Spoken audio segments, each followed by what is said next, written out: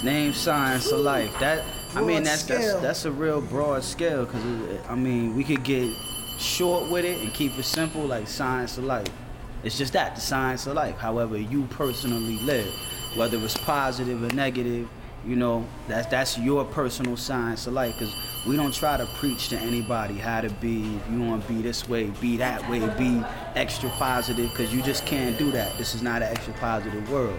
So however you can balance yourself out, positive or negative, it's just that.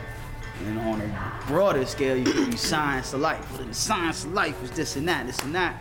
But I mean, you know, it's everybody's own little personal how you live, how your spirituality is, how your everyday living is. You know, we have a song where it goes, ain't nothing mystical about ancient rituals. It's all about how you walk in the streets and how you vibe to the beat, how your cipher's complete, how you live without beef. As I watch your back, like you watch out for me.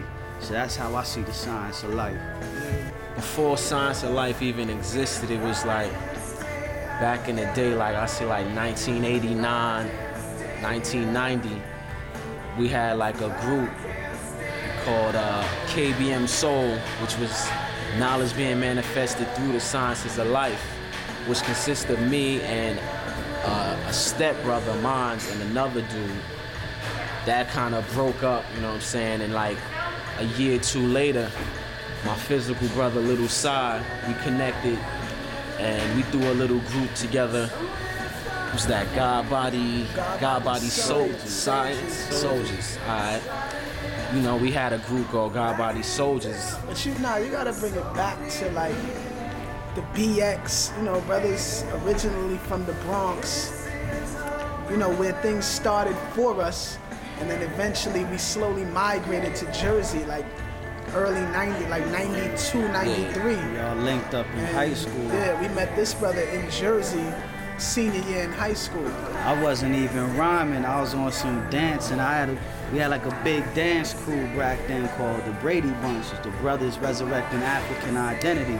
So it was around that whole like Native Tongues era, little, you know, PRT, you know, Jungle Brothers, Tribe Called Quest. I was on the dance tip. I wasn't even rhyming like that. When we all linked up in high school, they had their group, God Body Soldiers, and we did a joint together.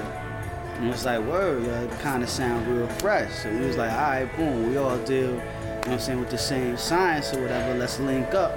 We linked up, took it from there, ran with it.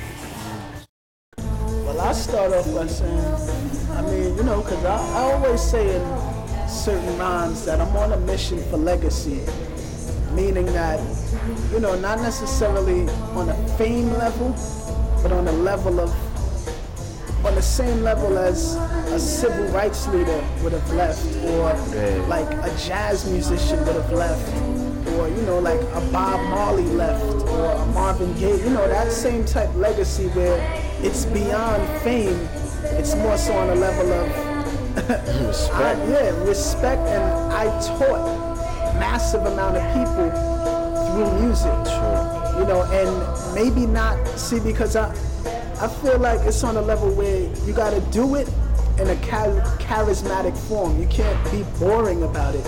You can't just preach to people, you know, over whack beats and have no charisma with your lyrics.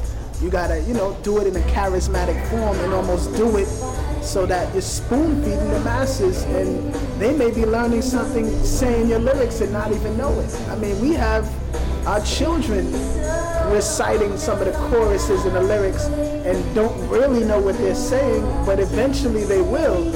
And it's like, you know, definitely the legacy to me is on that level of, it goes beyond fame. It's on a level of pure respect. And yo, I want to live forever through music, straight up and down. You know, like, yo, Bob Marley has been going how many years? He's still here. Coltrane is still here. Miles Davis, they're all still here.